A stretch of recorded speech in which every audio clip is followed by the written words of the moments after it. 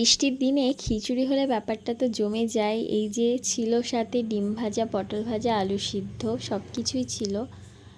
আর এখানে বাবা বাজার থেকে নিয়ে এসছে মাটনের পিসগুলো কিন্তু দারুণ ছিল।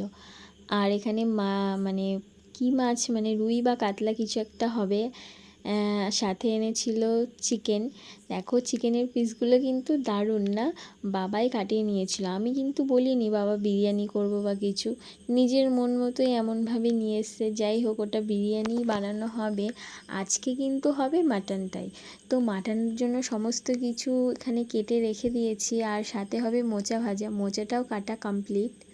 এখানে দেখো পেঁয়াজ দিয়ে দিয়েছি তেলের ওপর, আর সমস্ত মশলা, ধনে গুঁড়ো, জিরে গুঁড়ো, তেজপাতা দিয়ে একটুখানি কষিয়ে তারপর দিয়ে দিলাম মাটন দিয়ে এবার ভালো করে কষানো হবে। আর এখানে মোচা ভাজাটাও কমপ্লিট হয়ে গেছে।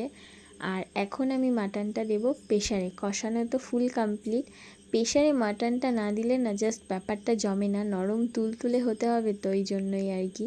উপর থেকে দিয়ে দিলাম ভাজা আলু আর গোটা রসুন আর গরম মশলা দিলে কিন্তু রান্নার মানে বিশেষ করে মাটনের স্বাদটা দ্বিগুণ বেড়ে যায়।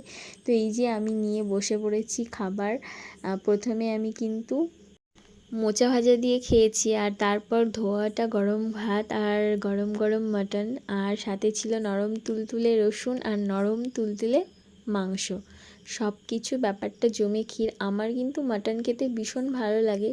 তোমরা কে কোনটা খেতে বেশি ভালোবাসো অবশ্যই কমেন্টে জানিও। আর অবশ্যই আমার ভিডিওটা ভালো লাগলে লাইক, কমেন্ট, শেয়ার করো। তো এই যে এইটাই ছিল আমার আজকের মেনু। তো সবাই ভালো থেকো, টাটা।